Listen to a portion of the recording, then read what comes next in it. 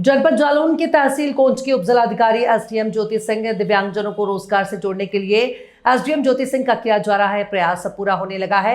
SDM जो स्वयं दिव्यांग है और दिव्यांगों का दर्द भली भांति समझते हैं, प्रशासनिक व्यवस्था के बाद भी वो दिव्यांगों का पूरा ध्यान रखकर उन्हें रोजगार से जोड़ रहे हैं। अब तक उन्होंने 50 दिव्यांग परिवारों को स्वयं सहायता समूहों के माध्यम से रोजगार से जोड़ा है और 25 दिव्यांग महिलाओं को आत्मनिर्भर बनाते हुए उन्हें सिलाई मशीन दिलवाने में मदद की है। उन्होंने दिव्यांगजनों के साथ बैठक की और उन्हें सरकारी योजनाओं का लाभ दिलाने की बात कही। सरकार द्वारा चलाई जा रही दिव्यांगजनों के हितार्थ योजनाओं के बारे में उन्हें बताया और उनमें पात्रों का चयन करने के निर्देश अधीनस्थ कर्मचारियों को दिए। उन्होंने पूर्ति निरीक्षक को निर्देशित किया कि वो जो दिव्यांग परिवार अंत्योदय योजना के लिए पात्र हैं उन्हें योजना का लाभ अवश्य दिया जाए। एसडीएम ने तहसील स्तर के सभी कार्यालय प्रमुखों को निर्देश दिए कि वो अपने अपने कार्यालयों पर दिव्यांग अधिनियम और सरकार द्वारा चलाई जा रही दिव्यांगों के हितार्थ योजनाओं से संबंधित बोर्ड अवश्य लगवा लें। उन्होंने बताया कि तहसील परिसर पर दिव्यांगजन सशक्तिकरण विभाग की टीम द्वारा शिविर लगाया जाएगा, जिसमें स्वास्थ्य परीक्षण कर छूटे हुए लोगों को योजनाओं से जोड़कर लाभ दिलाया जाएगा।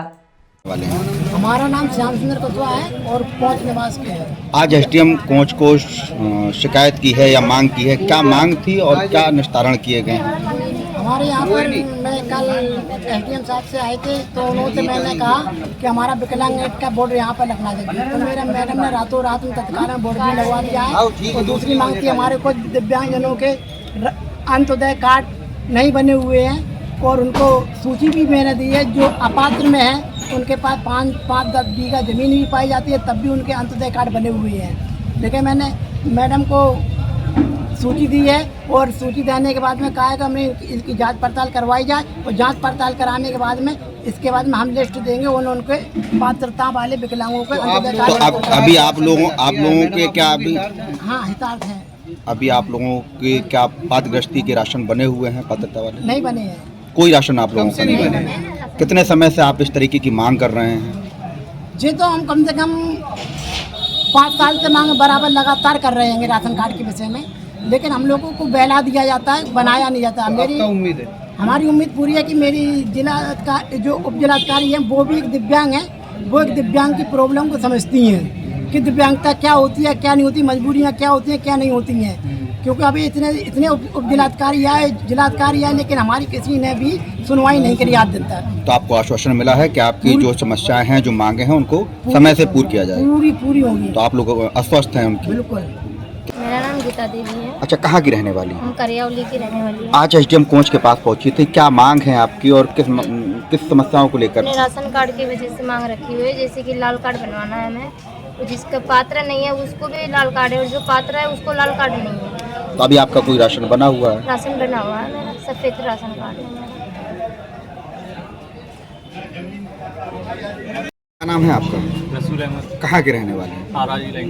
अच्छा, एसडीएम कोच के पास पहुँचे थे आप लोग, क्या मांग है आपकी, क्या समस्याएं हैं? मेरी मांग है, सड़क ज़्यादा खराब निकलने चलने में मुझे बहुत परेशानी होती है, मेरी ट्राईसाइकिल निकल नहीं पाती है। तो उन्होंने क्या आश्वासन दिया आपको? उन्होंने आश्वासन दिया है सड़क बनाने के लिए जल्द ही उसको ठीक किया किया जाएगा। जाएगा। ओके। आपके द्वारा अभी तक किन दिव्यांगजनों को क्या क्या सुविधाएं दी गई हैं और क्या शेष रह गई हैं, उनके लिए आपके क्या प्रयास हैं?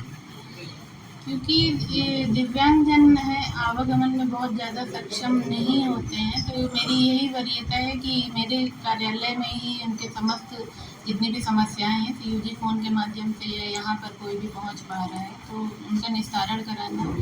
इस संबंध में जैसे कि मैंने ये पहले देखा था कि ये उरई तक जाने में जैसे सक्षम नहीं है, तो पूर्व में भी मेडिकल कैंप का आयोजन यहाँ पे कराया जा चुका है। साथ ही दिव्यांगजन कल्याण विभाग से अधिकारियों को बुला के इनके पेंशन संबंधी समस्याओं का निस्तारण कराया गया है। समय समय पर मेरे द्वारा दिव्यांगजन चौपाल का भी आयोजन किया जाता रहा है, आगे भी किया जाता रहेगा। दिव्यांग चौपाल में हम लोग दिव्यांगजनों को बुला के उनकी समस्याओं को सुनते हैं, कैसे उनको एम्प्लॉयमेंट दिलाना है, कैसे उनको सशक्त करना है, कैसे उनकी अन्य जो भी समस्याएं हैं उनको कैसे निस्तारण करना है, उस पर हम चर्चा करते हैं। तो संबंधित विभाग को उसमें निर्देशित किया जाता है। अभी तक हमने 50 दिव्यांगजनों को टारगेट किया है, जिसमें 20 हमारे जो दिव्यांग हैं उन्होंने अपना 2 समूह बना लिया है। उन्होंने अपना स्वयं सहायता समूह बना लिया है, जिस पर वो प्रॉपर कंट्रीब्यूट कर रहे हैं, उसको आगे संचालित कर रहे हैं। तो ये स्वयं सहायता समूह के स्तर पर हम उनको सशक्त कर रहे हैं। और जो भी है स्वयं सहायता समूह के अतिरिक्त हमारे द्वारा इनके लिए जो महिलाएं हैं वो कुछ करना चाह रही हैं घर में बैठ के, तो मुख्यमंत्री विश्वकर्मा श्रम सम्मान योजना के तहत सिलाई के लिए इनको सिलाई मशीन मदद मिलती है, उसका हमने आवेदन करवाया है। लगभग 25 महिलाएं हैं, उनको आवेदन करा दिया गया है और उनको हम ट्रेनिंग दिलाएंगे और उनको सशक्त महिलाओं को सशक्त करेंगे। तो हमारा यही प्रयास है कि दिव्यांगजन जो भी हैं वो किसी प्रकार से अकेला ना समझे, प्रशासन हर कदम में उनके साथ है और आगे भी इसी तरह की गतिविधियाँ की जाएंगी। Thank you.